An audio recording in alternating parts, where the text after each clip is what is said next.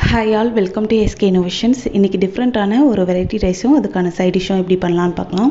ஒரு பேனில் 1 table spoon அளவுக்கு பட்டர் சேர்த்ததும் பட்டர் நல்லா மெல்ட் ஆகிட்ட பிறகு 1 டேபிள் ஸ்பூன் அளவுக்கு பொடி பொடியாக நறுக்கின பூண்டு, காரத்துக்கு ஏற்ப பச்சை மிளகாய், கொஞ்சமாக பீட்சா சீசனிங் சேர்த்துக்கிறேன். தேவையான அளவுக்கு சில்லி ஃப்ளேக்ஸும் சேர்த்துக்கிறேன் காரத்துக்கு. இதுக்கு பதில் நீங்கள் மிளகாய் தூள் கூட சேர்த்துக்கலாம்.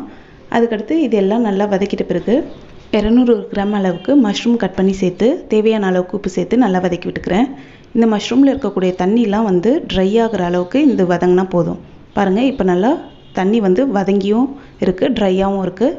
இப்போ இதை தனியாக எடுத்து வச்சுட்டு திரும்பவும் ஒரு பேனில் 1 டேபிள் ஸ்பூன் அளவுக்கு பட்டர், அது கூட 1 டேபிள் ஸ்பூன் அளவுக்கு மைதா சேர்த்து இந்த பட்டர்லேயே மைதாவை நல்லா மிக்ஸ் பண்ணி விட்டுக்கலாம்.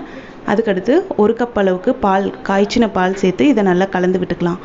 கொதி வந்ததும் இந்த மாதிரி நம்ம ஏற்கனவே வதக்கி வச்சுருக்கக்கூடிய மஷ்ரூம் இதோடு சேர்த்து நல்லா மிக்ஸ் பண்ணி விட்டு 1 நிமிஷத்துக்கு ஹை ஃப்ளேமில் வச்சு நம்ம ஸ்டவ் ஆஃப் பண்ணிவிட்டு இதை தனியாக எடுத்து வச்சுக்கலாம். அடுத்து ஒரு பேனில் 1 டேபிள் ஸ்பூன் அளவுக்கு பட்டர், 1 டேபிள் ஸ்பூன் அளவுக்கு எண்ணெய் விட்டுக்கிறேன்.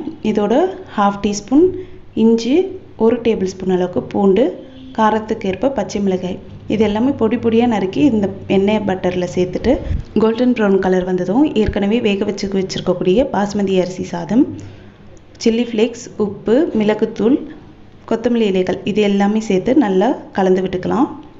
கலந்து விடும்போது லோ ஃப்ளேமில் வச்சு கலந்து விட்டுக்கோங்க.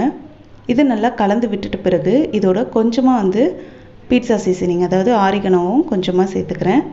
அதுக்கடுத்து ஃபைனலாக ஒரு 1/2 லெமன் பிழிஞ்சு இதோடு சேர்த்து நல்லா கலந்து விட்டுக்கலாம்.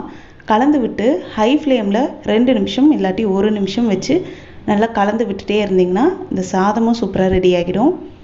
இந்த சாதத்துக்கு இந்த மஷ்ரூம் கிரேவிக்கும் செம்ம சூப்பராக இருக்கும். இந்த மாதிரி தொடர்ந்து நீங்கள் என்னோடய சேனல் வீடியோ பார்க்கணுன்னா மறக்காமல் சப்ஸ்கிரைப் பண்ணிக்கோங்க. தேங்க்யூ ஃபார் வாட்சிங்.